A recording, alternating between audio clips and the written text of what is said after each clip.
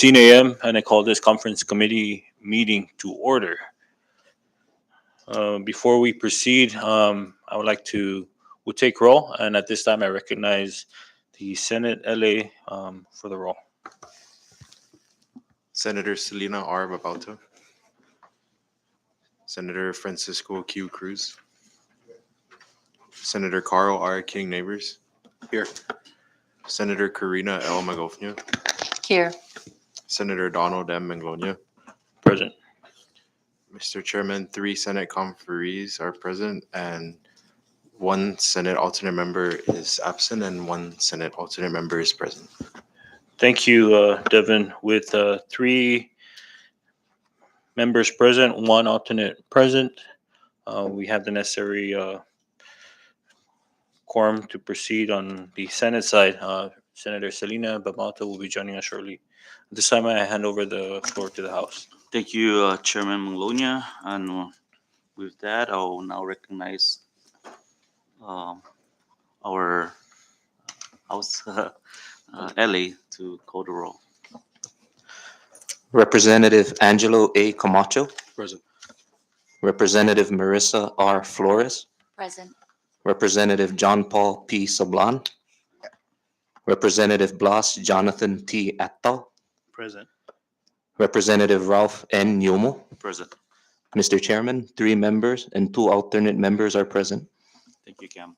I yield back to you, Chairman. Thank you, Chairman Yumo. With all members present, we can proceed with today's conference committee meeting.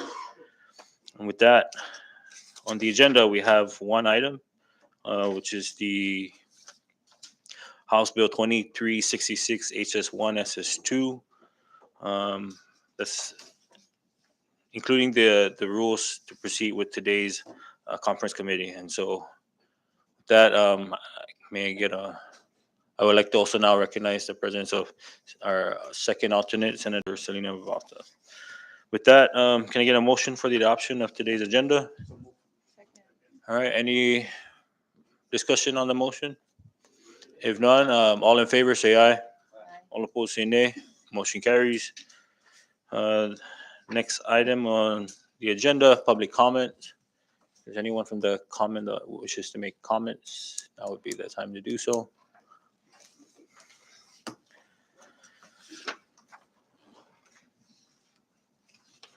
If there's none, we move on to the next item.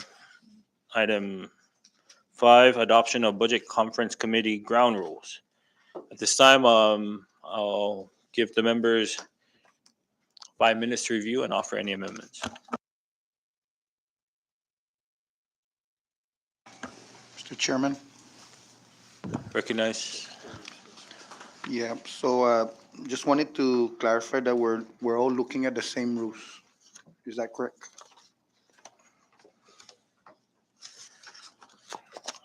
I believe so.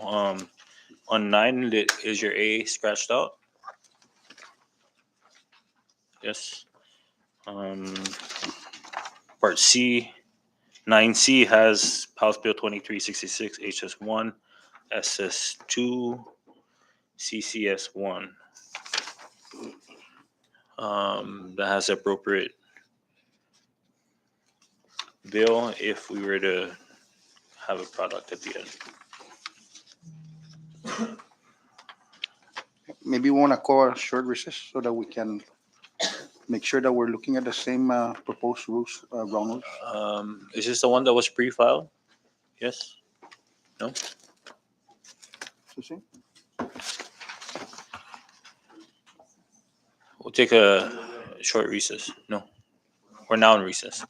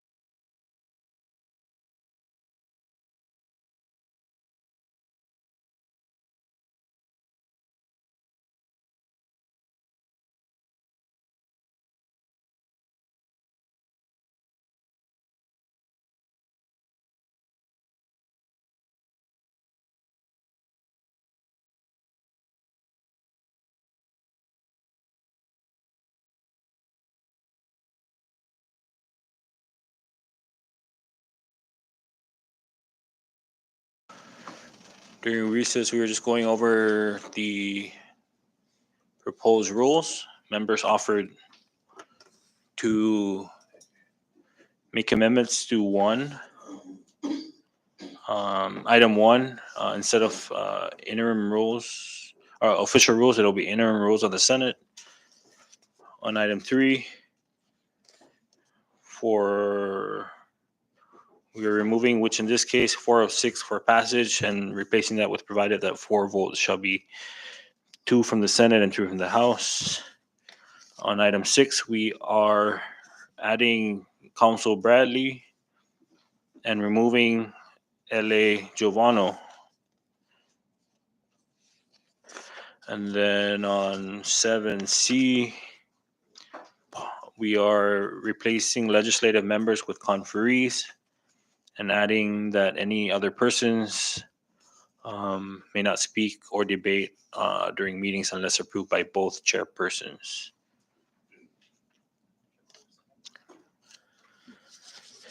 Any other discussions from the members? Recognize. Just to be clear now, Mr. Chairman, conferees would refer to the 3 members each, not including the alternates, just so we're Correct. clear. Huh? Thank you, Mr. Chairman. Recognize Senator Carl.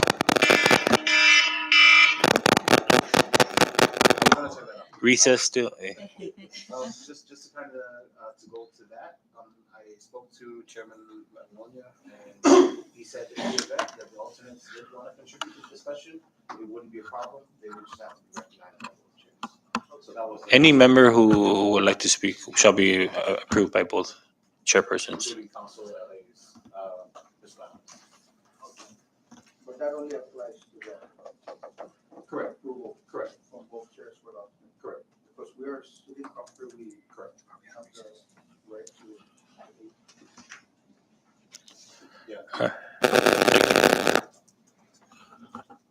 Any other member would like to propose anything else before we adopt our committee rules? If there's none, can I get a motion for the adoption of the Budget Conference Committee ground rules as a, in regards to House Bill 2366 HS1 SS2? Motion was made and seconded. All in favor, say aye. All opposed, say nay. Motion carries. We will take another short recess to allow our legislative assistants to make official copies for members to sign off. Short recess.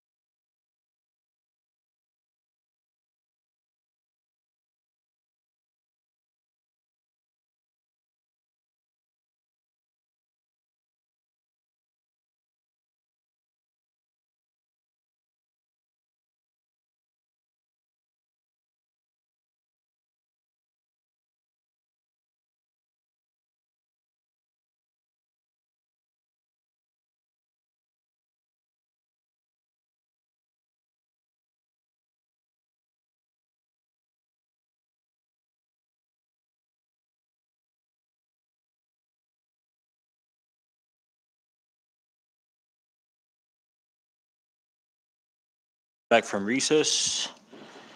I believe all members were provided a copy of the adopted House rules. And we now move on to the next item on the agenda, which is new business. And up for discussion, we have House Bill number 2366 HS1 SS2, entitled to make appropriations for the operations and activities of the government of the Commonwealth of the Northern Mariana Islands, its agencies, instrumentalities, and independent programs, and to provide budget authority for government corporations for fiscal year 2024 and for other purposes. This bill was passed by the Senate on the 11th of this month, transmitted to the House on the 12th. The House, in its session last Friday, rejected the Senate version of the budget bill, and we are now in conference to discuss some of the concerns that the House has over the Senate actions.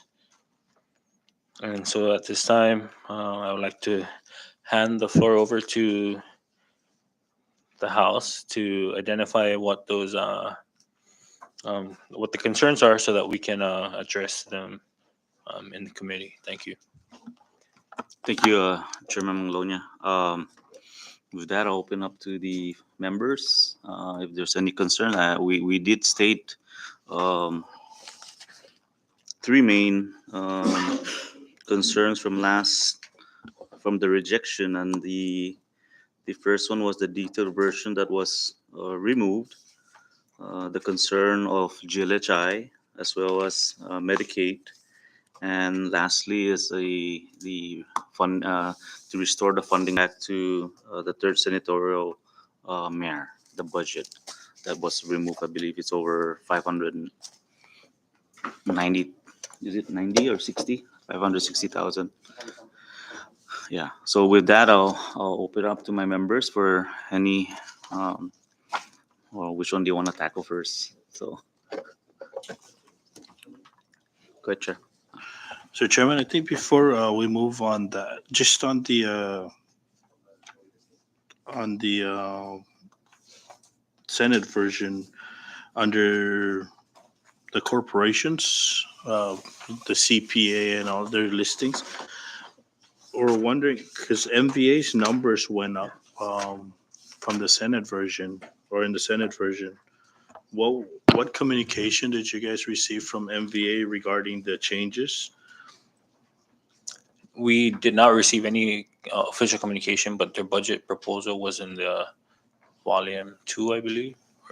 Yeah, no, because Because it was a ceiling that would have been below the approved amount from conference committee. We approved them at 4.5, right? But their ceiling was at around 1 million. So No, Mr. Chairman, these are the activities. These are, and I understand that these are only for informational purposes. I believe it's page 19 on the bill itself. So I do understand that these are only for informational purposes, but we have to approve the expenditures. The numbers for MVA went up from under operations from 742,000 up to $10 million. Did we get any communication from MVA increasing the cost for operations? this was based on their budget submission, On the MVA's budget submission. okay, because what we got from them was 742,000 under operations. Under That's- volume. Yeah. Was there any changes that made it up to $10 million? We did not get any revised budget, if that's what you're. Okay. Yeah, I was reviewing this. I know that, like I said, it's just for informational purposes, but we got to make sure it's the correct number that we're allowing them to expend. And that's a very big difference of 742 compared to 10 million plus. Right? Thank you for bringing that up. I'll bring up their budget request, and then if there's something that we can move on to the next item, and while I bring that up. Thank you. I yield for you now, Mr. Chairman. Thank you, Vice. Any further from the members? Rep. Sablan? Thank you, Mr. Chairman, and good morning again to our counterparts, the Upper House Senate Conferee. Just like our chairman has alluded, the many concerns that we have as the House Conferee were the detailed report and the 2 million plus that were cut from the Medicaid. And to add also that the additional 690,000 cut from the third senatorial. Just wanted to, for the record, remind the upper house conferee that we have discussed this when we did revise the 2023 fiscal budget, and it was at that time the understanding that come fiscal year 2024 that we restore funds to the third senatorial municipality, the mayor of Saipan. And also of concern also was the reduction of the 690,000 on the third senatorial mayor's office, absent any uh, audience with our mayor to find out at least how much remaining ARPA funds are still available and would it suffice for this upcoming fiscal year proposed budget. And for the record also, I just wanted to state for the record that the mayor's office and his staff had met with most of us House members to appeal on the cuts, as he uh, told us that even right now on the fiscal year, the remaining time of the fiscal year of 2023 revised budget, his ARPA funds that he has are already eating up into the proposed 2024. So we asked him the question, considering the cut, how long does uh, his office can maintain services, and according to the numbers that we were given, uh, if we were to continue with this 690 cut, it would only last the mayor's office up to April of next year. And that's really of a deep concerning. And I hope that we can compromise with this body as we stand, that we restore that. And for my, at least I can say for myself that it's non-negotiable. Thank you. Thank you, Rep. Sablan. I think those were the major. Any other concern with the language, no, the provision? May I, Mr. Chairman? Go ahead, Vice. Thank you, Mr. Chairman. Thank you again, Vice President, for the time. Is it okay that we go section by section on the concerns, just on the budget? I understand that the appendix is going to be another deliberation, no? Sure. Because the House is in a position that we want to make sure it's the detailed appendix is there so that the salaries are seen by the budget and the employees actually get paid their actual salaries. I know one of the Sorry, section. Vice, sorry. Oh, sorry. Are you already going to go into it? Just before we get into Sure, it, sure, sure. I just yield my to time to you. address your earlier concerns regarding MVA, on their budget submission on page 6 of volume 3, they have their table indicates that they do need or their budget request is for 12,524,928, and so that's where we amended the table to align with MVA's budget request. Thank you. Thank you, Mr. But yes, Vice. please proceed. And I think that they included the monies that they received from the DR, right, for regards to destination enhancement. Correct. Okay, thank you. And, okay, thank you again, Mr. Vice President and Mr. Chairman. Under Section 4, and I understand what the Senate's trying to do on the donation for sick leave, that it should be calculated based on salary, For example, a person making $20,000 annually is donating to somebody that's making $50,000. So if it's not 1-to-1, it's whatever the cost of the hourly rate will be deducted from that person that's donating the sick leave, correct? Correct. Are we taking into consideration that that individual is also going to be obligated to pay back the sick leave, whoever's being donated to? So if I'm donating sick leave to you, at the end of the exhaustion of that sick leave, and you come back into service, you have to pay back the sick leave. Is that something that was taken into consideration? Um,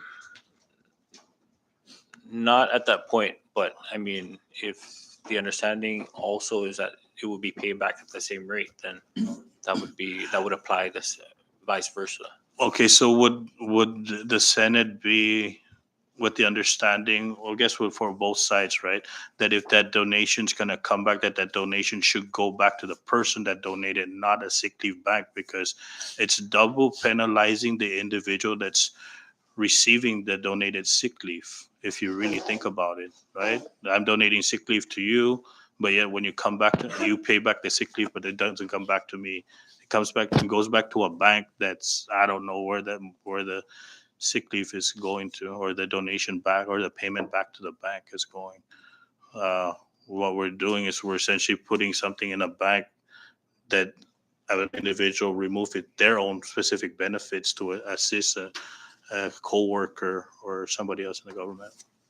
Thank you. Maybe when we go to on recess, we can get that clarification because yeah, I thought a donation to the bank is you letting go off of that, not expecting it in return. I understand that, no, but we're donating to the bank. Like I donate to the bank for you, right? You use it up, but you as a government employee pays back the bank, but that doesn't go anywhere else. So essentially, I'm losing benefits donating to you, but when you pay back, it doesn't come back to me. So it's going into a bank that's giving it to you, but yet when you pay back that bank, it doesn't go anywhere else. So where's the benefits going? Thank you. We can clarify that. I know that OPM requested for a copy of that language, and so they haven't provided a comment to date. And so I will reach out to them and see if that is a concern, and if so, that we can discuss it when we get back from recess. Sure, and that's important. Oh, sorry. Recognize Vice Chair. Thank you, Chair. Just for clarification, so is the um, current practice today when a bank issues a sick leave donation that the recipient pays it back? Is that the current practice right now? Okay, I was just under the assumption that when it's donated, that it's given and not loaned. Yeah, and I think that's something that we should really look at and actually address that on a subsequent legislation, no, because it's really useless that they're calling it a bank, but it's a loan, really. Or calling it donation for that matter. The Sure. donation is a donation, Sure. right? Okay. Thank you. I yield. Thank you. And Mr. Chair, is it okay, Mr. Chairman? Under section 603 also, I know that, and this, their salary cap, and this is the reason why the House version wanted the detailed breakdown of each employee, because if you look at the language, the compensation of certain appointed officials shall be compensated set forth pursuant to 1 CMC 8245 and 1 CMC 28003. Not having a detailed budget is not, it won't show, it won't reflect that, because we're talking about Schedule A, and Schedule A is lump sum on the Senate version. Sorry, can you repeat that? Under section 603, we're talking about attachment Schedule A, and we're talking about appointed officials to follow 1 CMC 8245 and 1 CMC 28003, but the salaries, the appendix is not detailed, so it won't, we're saying to reflect the appendix, but yet the appendix doesn't have the detailed salary. Right, but the salary is indicated in these statute, and so the understanding is to follow the statute, I- with the exception of the resident department heads. I do understand, and that's why the resident department heads was, in the House version, has it specific to to the, uh, the statute, right? Except for certain department heads, rather than going to 36, they remain, I think it was 40,000, no? Except for defense, because defense is a standalone statute that says $43,000 annually. I mean, unless the House proposes to include these additional positions that will be exempted from it, I think that's something that we can include. If that's where you're getting at, I think, Well, from my understanding. I think, well, with the House Because with version, when we apologize, but I think it would have been too lengthy of a process to see where the House made changes to the additional attachments to Schedule A, sure. absent any summary of the changes made to the attachments. Sure, and that's understood. No, it's the same position, I guess, from the House side of the removing the appendix and then moving the funds around, right? Medicaid funds being dropped to other entities, how the salary was adjusted, right? And sorry, next under section 605, 606 that was taken out, and 607. The Senate version under legal holidays, it talks about provided that the funds of the suspended holiday pay shall be reserved for the deposit group of life insurance, but we're saying there's only going to be 5 legal holidays, right? The governor may suspend up to 5 legal holidays. And we're already putting an amount that should be going to group health life insurance. Should we decide of which holidays are gonna be suspended from Well, I our side? mean, the reason we put up to 5 was to set a ceiling. However many the governor chooses to suspend, that would be for him to decide how much will go into GHLI. Whether it be 1 holiday or 5 holidays, that's the discretion we're giving the governor to suspend. No more than 5, and that's No more than why 5 holidays. 5 is is what- the local holidays that the Senate feels would be more appropriate, as opposed to all holidays or the inclusion of federal holidays, with the understanding that these holidays would always fall on a austerity pay period, and so 64 hours is damaging. not so manageable when you're talking about all how many of them? 14 holidays as opposed to 5. Sure, and I think that the House version was 1 or more holidays, right? More than 1 holiday, I think.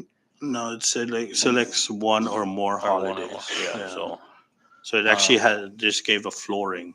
Right. Right, and the Senate's putting a ceiling of not more than 5 holidays. Right. I think November is the craziest one, because I think we have like 20 holidays in November by itself. And the reason why I asked that, because the Senate version struck through the marriage license. Correct. And I know that during the deliberation on the conference committee, is the argument was the Senate's position is unconstitutional because there's no existing statute that allows the marriage license to be increased. There's also, but yet where there's no existing statute, we're talking about the holidays, but you're accepting the holiday portion, but you're not accepting the marriage license portion. The position on the marriage license, the increase in marriage license, I think our argument would be that it will be similar to any increase in taxes Sure, that we're trying to impose. but it's Mr. Chairman, it's counterproductive or allowing the holidays, which takes away benefits, but we're not allowing an increase to give additional benefits. That's the position of the House. Wait, so are you saying that there's no statute on the marriage license? Is There's that an what existing statute in the marriage license. We're increasing the benefits of the recipients of these funds. And we struck that through because there's, in the position of the Senate during the conference committee, it's that we can't increase with failure to have an existing statute. But the legal holidays, there's no existing statute that allows us to remove legal holidays. But we're accepting, your Senate's accepting that, which removes benefits, but something that's going to increase benefits is not legal in the position of the Senate. I recognize Senator Corr. Thank you. Thank you, Mr. Chairman. I believe you guys also agreed. I mean, you guys did say that the language previously was one or more. And now we flipped it and say no more than 5. So we in essence agreed upon the same topic. So do you want to revert back to 1 or more? No. What I'm saying is the Senate version removed the marriage license, which increased benefits to the recipients of this marriage license. But yet it's okay on the Senate version to remove benefits on the holidays. It's counterproductive. There's no existing statute that says you can remove holidays, but yet we're saying in the deliberation and the concurrent resolutions that we cannot increase taxes because there's no existing statute that increase the taxes. It's when we take away benefits, it's okay in the budget, but when we're increasing benefits, potential benefits, no, it's not legal. It's counterproductive in our position, from our side. Sorry, could you just clarify what do you mean by benefits, increased benefits by increasing the marriage license? The marriage license, right? So the recipients of this marriage license would increase benefits. You take, for example, the mayors of the 4 municipality, Saipan, Northern Islands, Rhode and Tinian, right? They think it's like $500 for non-resident to get married in the municipality with an existing statute. What we're doing in this version or from the House side was we were doubling it. And so those entities can receive additional funds for the marriages. What the Senate's saying that no, you can't do that, but yet on legal holidays, we can suspend legal holidays on the budget, but there's no existing statute because the position of the Senate, you need an existing statute to increase in the budget. But yet we're accepting that legal holidays, we can remove benefits.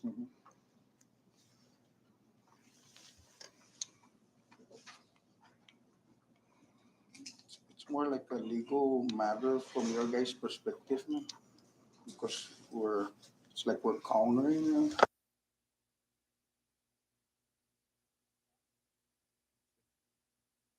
Chair, permission to see council. Councils, can you chime in on this? Sure.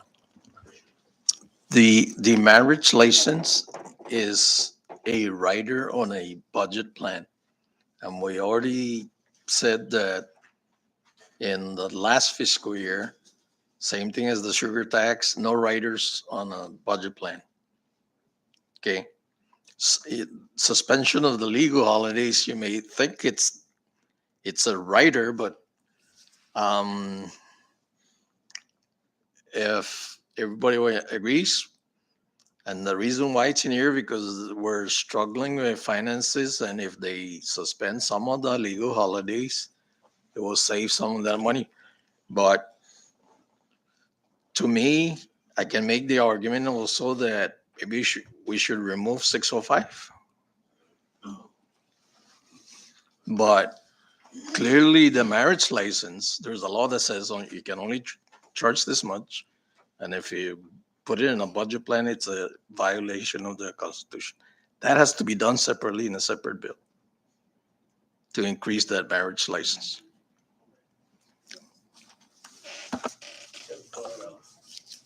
Okay, thank you for that, counsel. But we can totally argue that legal holidays is a rider to decrease benefits because let's take Juneteenth, which is the latest holiday that was included in our list of holidays. That was created by law, right? Not, the budget doesn't pay or doesn't include the holidays on an annual basis. It's separate. The recognized holidays for the fiscal year comes out, I think, in late September to go into effect. It's but yet all these different holidays were created by different statutes.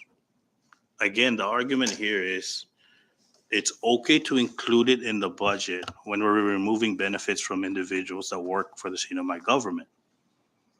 But yet, when we're able to provide potential additional benefits, it's illegal. That's just beyond me to understand. Thank you, Vice. I think that's one of the things that we can definitely discuss with our conferees during recess.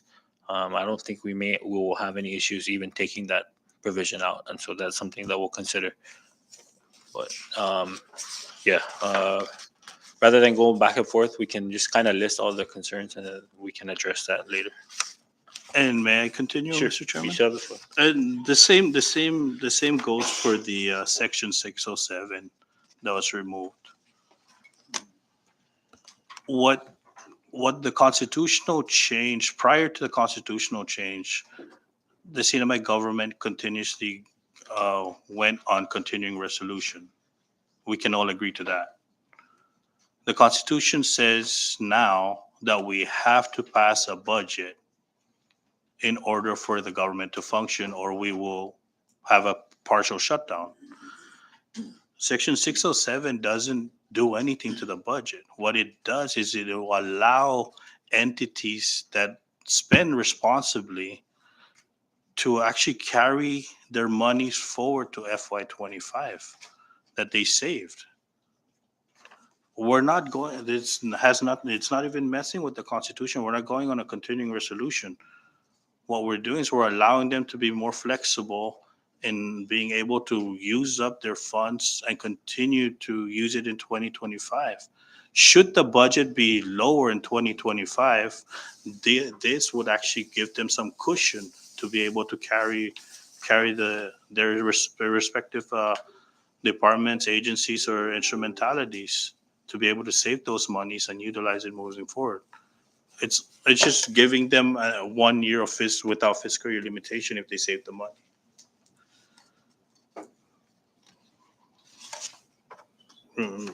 May I continue? Yes. Um,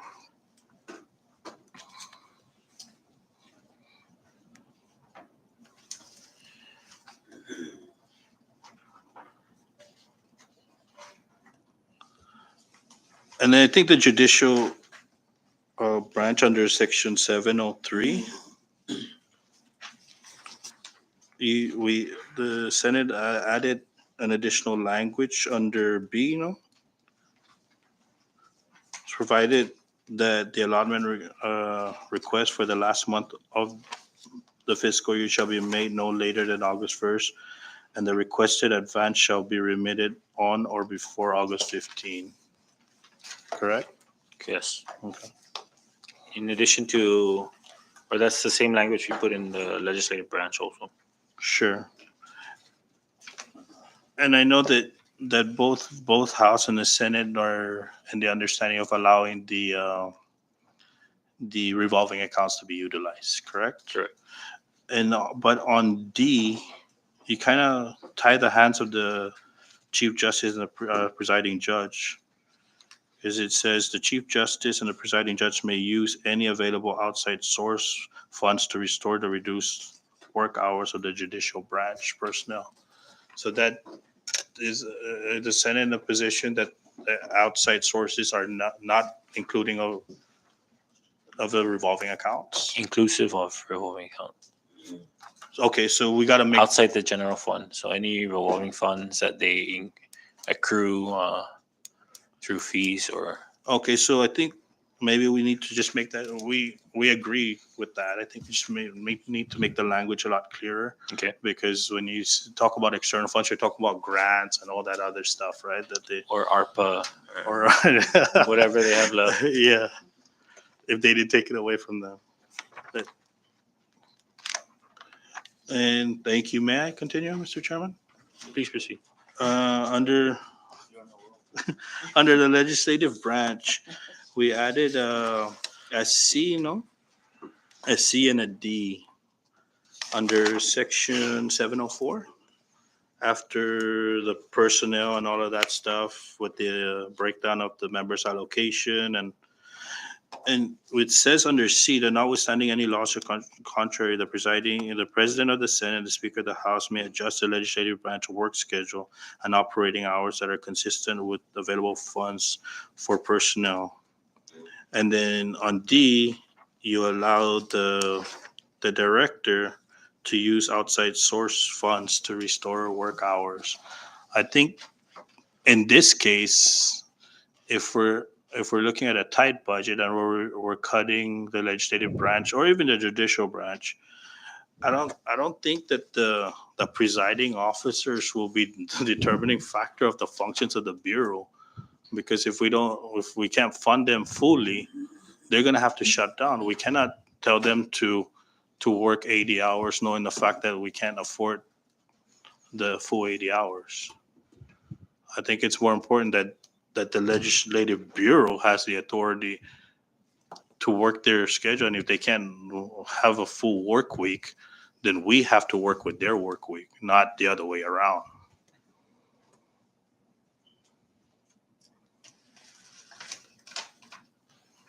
Oh. I understand your point. Yes, May I please continue? continue.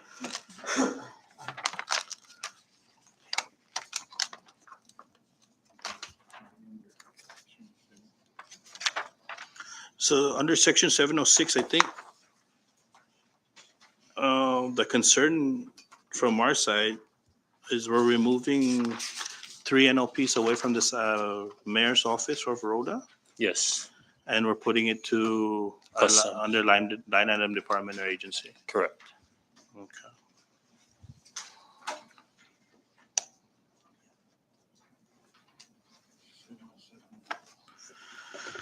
Under 707B, under the municipality opinion, it says $531,277 shall be transferred from the Tinian Municipal Treasury to the Commonwealth Government to partially fund the salaries of the 24 employees under the Tinian Mayor's Office who are not fully funded in this act, provided that the Tinian Municipal Treasury transfers each month to the required 2 bi-weekly payments for the 24 employees. The municipal treasury shall provide a list of the affected employees. I think one of the concerns here is just Amendment 25. I mean, in the budget, we have Enos versus Tenorio, which is the fight against Amendment 25, right? Unless we're telling the second senatorial district to, I guess from our perspective, no, in the bill, is they're relinquishing their authority under Amendment 25 with the funds that's in their accounts.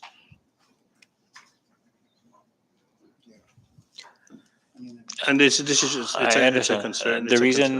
reason we put it in was they can be included in the under OPM guidelines. If they will be paid out of the municipal treasury accounts, these would in essence be similar to a contract, independent contract employee, where they won't get the same benefits as a government employee. Anything that goes through OPM should be funds that I think could be accessed by the central government. And so by returning these funds from the treasury back into the government, that would allow for the government to fund for and address these benefits to these employees. And okay, but that's a big concern, Mr. Chairman, because what in the future, right? Let's say that the second senatorial district's casino industry, for example, is flourishing. Now we're opening this door for them losing their true authority under Amendment 25. We don't want to do that. Right? There's a big reason why Inus versus Tenori is always included in the budget, is to make sure the first and second senatorial district through Amendment 25 has the authority to make sure that their funds are maintained and is being utilized within their senatorial district. And that was the big fight in the second constitutional convention, was to implement Amendment 25 for authority over the collections within the senatorial districts, most specifically the first and second. That's where the third senatorial district wasn't included in Amendment 25. And this will take away a lot of abilities for the second senatorial, and even worse, we're kind of circumventing the Constitution for Amendment 25.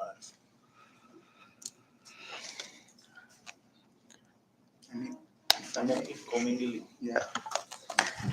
And if I may, Chair, just a follow-up, that this 531, 277, what source of funding is this? Is this the remaining ARPA, the mayor of the second senatorial?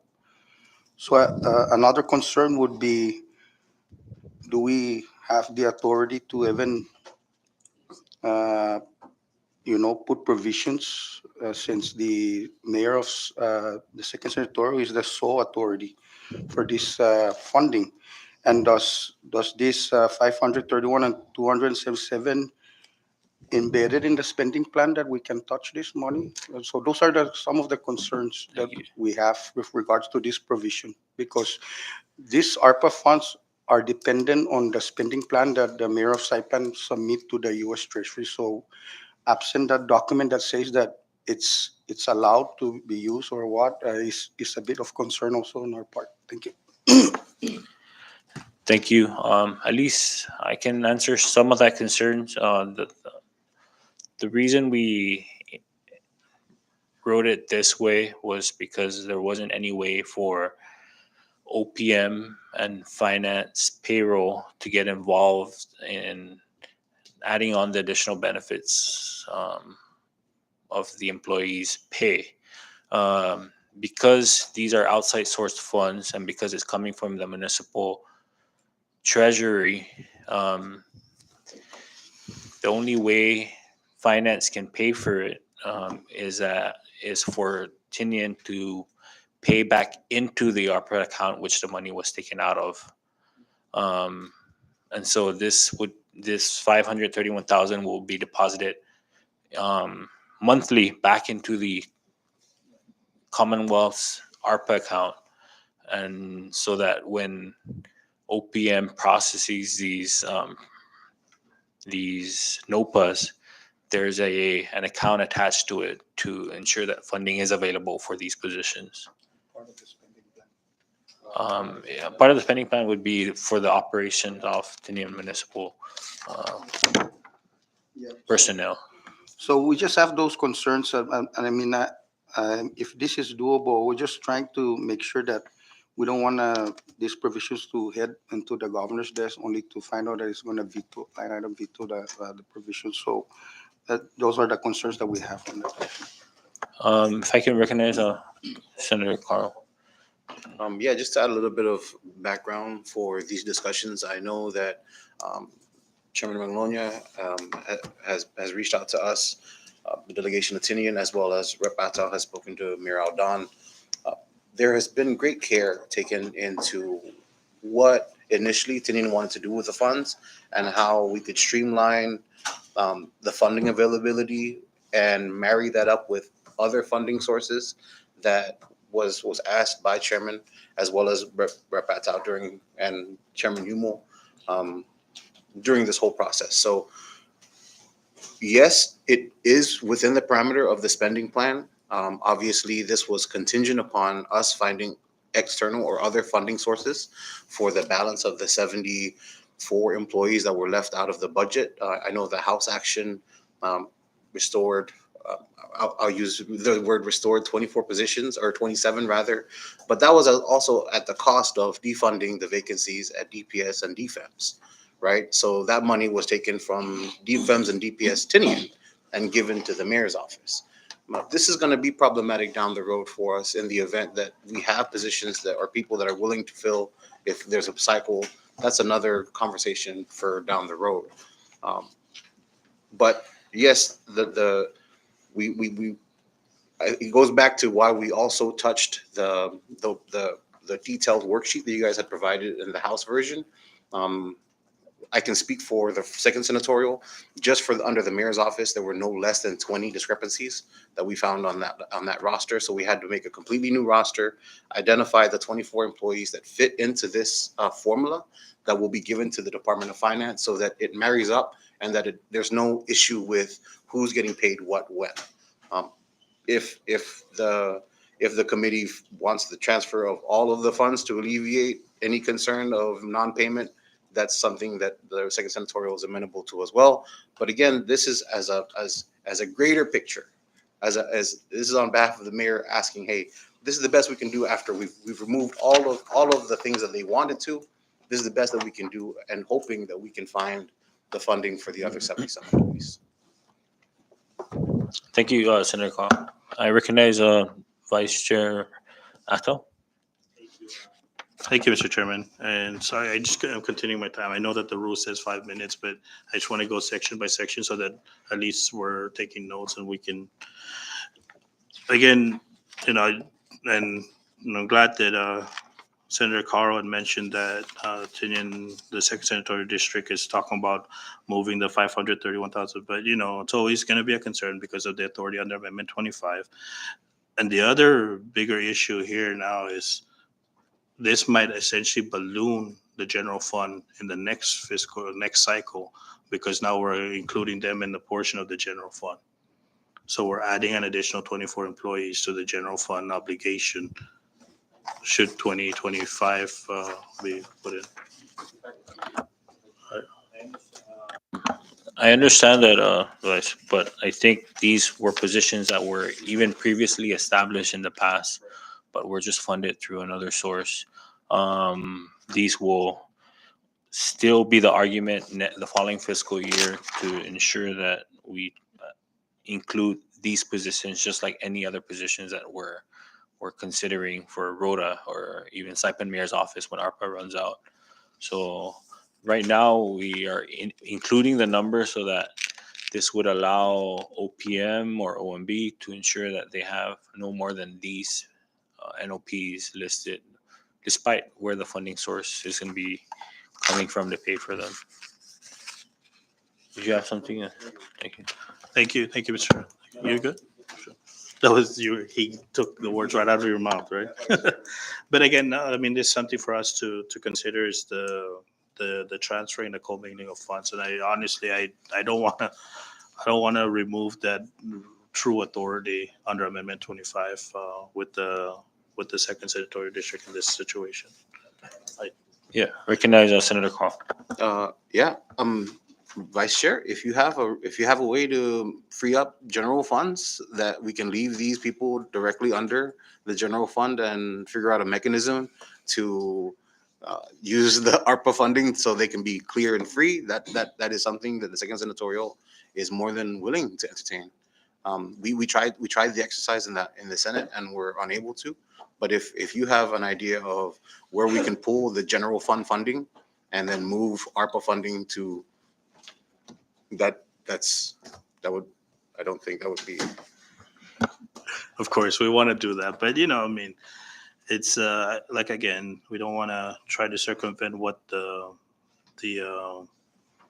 creators of Amendment 25 and the reason why Inus versus Tenorio is always placed in the budget, to remind the members and the expenditure authorities of any entity that Amendment 25 is very strong and we should maintain the authority on Amendment 25. May I move on now, Mr. Chairman? But so under Section 709, other programs under E with the medical referral program. Again, this is, I'm not against this. If you notice that everything that we've appropriated out of the House in regards to the health network program, we always consider the inter-island medical referral. right? And those are appropriations. Those legislations are not subject to codifications. But under C, again, we added language more specifically to the inner island medical referral services shall include stipends, airfare, and lodging for patients and escorts, which is consistent with off-island medical referral. This is regarding the first and second senatorial district. Again, we're gonna go back to the argument about the marriage license. There's no statute that gives us the authority to include inner island medical referral, but yet we're including it in this language. So I'm in support in getting money to this inter island medical referral, but it's counterproductive to the position of the Senate and the conference committee under the concurrent resolution that we cannot increase or decrease stuff within the budget. But yet this is increasing a benefit, and there's no standalone statute. I would love that we have a standalone statute, but I'm bringing this up because it's counterproductive to what the previous sections that we were talking about in regards to fiscal year limitations and revolving accounts and all of that kind of stuff. A marriage license. I just want to make sure that that's put up for discussion as well.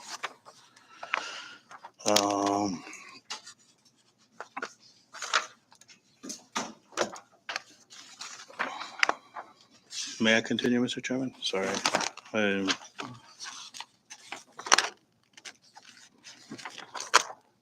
I think that's it. Yeah. In regards to the same section 709 with the Medicaid, we finally spoke to them regarding the amendments from the Senate. I think what they meant was the request to the Senate was that they would be considered exempted employees to allow them to utilize funds that they receive externally, to be able to address their financial needs in regards to employees. Was that the position that was given to you guys by Medicaid? They basically requested that we use the same language that is in our current budget law for this fiscal year. Okay.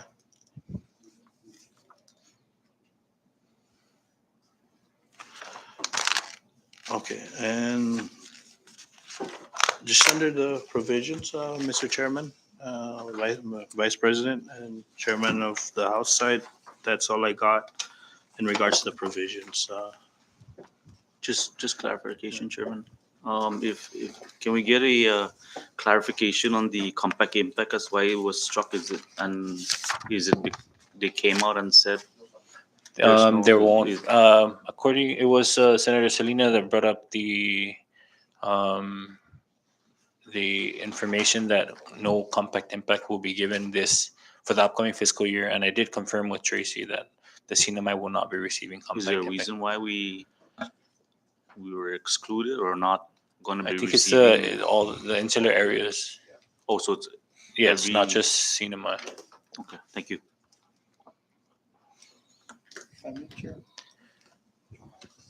The House, I recognize Rep. JP. Thank you, Chairman Manglonia. I'm not too sure if OMB had reached out to you guys with regards to one customs employee here in the third senatorial. That was included, yes. That was included. So you guys, I the think actions they is just to asked us to put $1 in there. pull $1 in there, and maybe perhaps if we can try to find the funding to fund that. I didn't receive word to find funding, and it was just to open up the Right. position. I So think. the version that you guys made was you added $1 so we can keep that Correct. FTE alive. Okay, thank you. Right. So clarified. Any other concerns from the House? Just so that we understand why we're here, and so that we can kind of discuss amongst the Senate members how to address some of the concerns you have.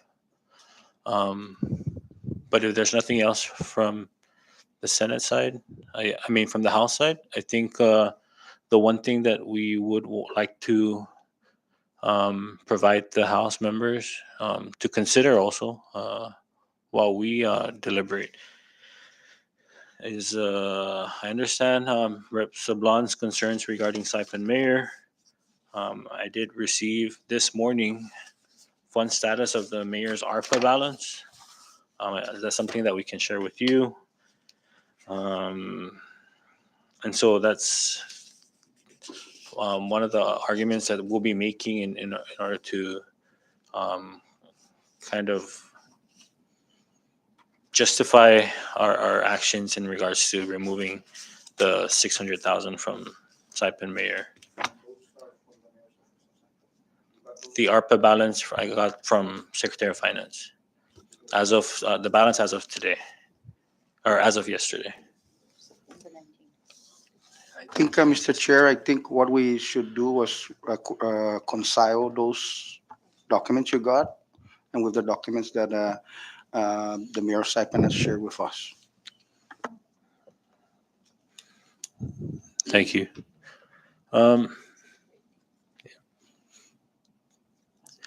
I think that's all we have to offer the House right now until we kind of go over the concerns that was brought up today. It is now 12:07, and so if we can recess until 2 p.m. to give us time to respond to some of the concerns that were brought up today. Is this 2 p.m. work for all members? 3 p.m. 2 p.m. Okay. With that, thank you again to all the members for bringing up concerns. We will go on recess until 2 p.m. this afternoon.